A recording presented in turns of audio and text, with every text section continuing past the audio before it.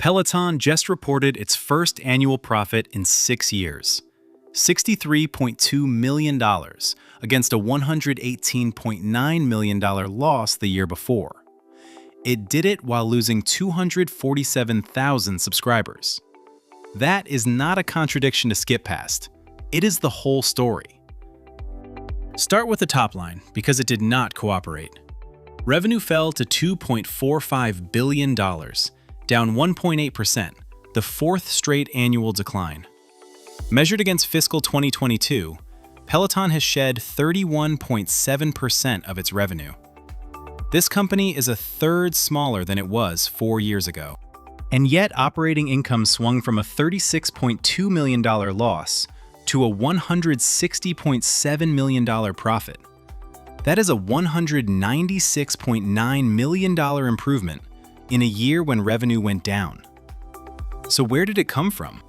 Here is the answer, and it is not the one usually told. Gross profit contributed $18.4 million of that swing. Cutting operating expenses contributed $178.5 million. 91% of Peloton's return to profit was spending less, not earning more. Split it by segment, and Peloton stops looking like a fitness equipment company. Subscription brought in $1.68 billion, 68% of revenue, and produced 93% of the gross profit. Connected Fitness brought in $770.4 million and produced 7%. And the hardware business got worse this year, not better. Connected Fitness gross profit fell 18.7% to $90.4 million on higher tariffs, a seat post recall, and heavier discounting. Peloton's interest expense was $123.8 million. The equipment business does not cover the interest bill. Now the number that should worry you. Ending paid Connected Fitness subscriptions went from 2.976 million 2 years ago to 2.8 million to 2.553 million. That is 247,000 gone this year alone, down 8.8%. And monthly churn rose to 1.7%. So how did subscription revenue still go up? Price.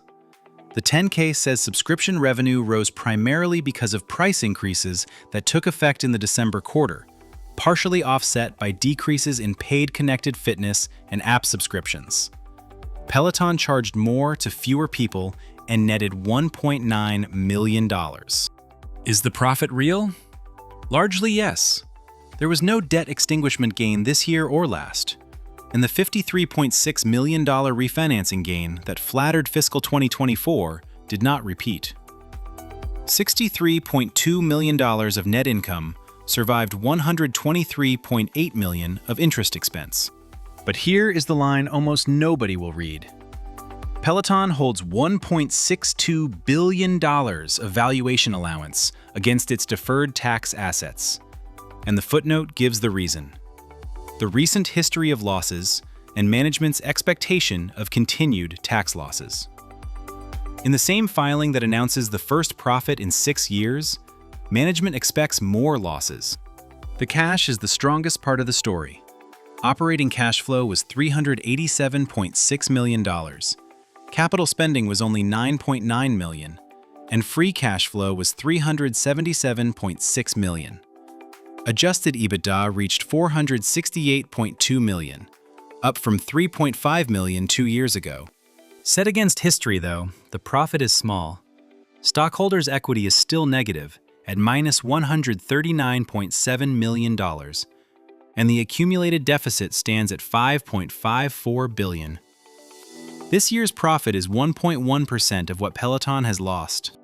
At $5.53, Peloton trades at roughly 6.7 times free cash flow, but 39 times earnings. That entire gap is stock compensation. Charge the $198.6 million of stock issuance as a real cost, and a base case lands near $3.50. Ignore it, and you get about $7.60. Implied value under stated assumptions, not a price target. So the honest summary is not turnaround, it is smaller and profitable. Peloton earned its profit by cutting expense and raising prices on a shrinking membership. Watch the subscriber count because that is the only lever left. Nobody wrote this by hand. Every number came out of the filing itself. And the same pipeline runs on any of the 10,000 companies that file with the SEC. This entire analysis was built on the RoboSystems SEC shared repository. Structured filing data for every public company that files. Revenue, earnings, balance sheet, cash flow, segment breakdowns. All queryable, all from the original XBRL.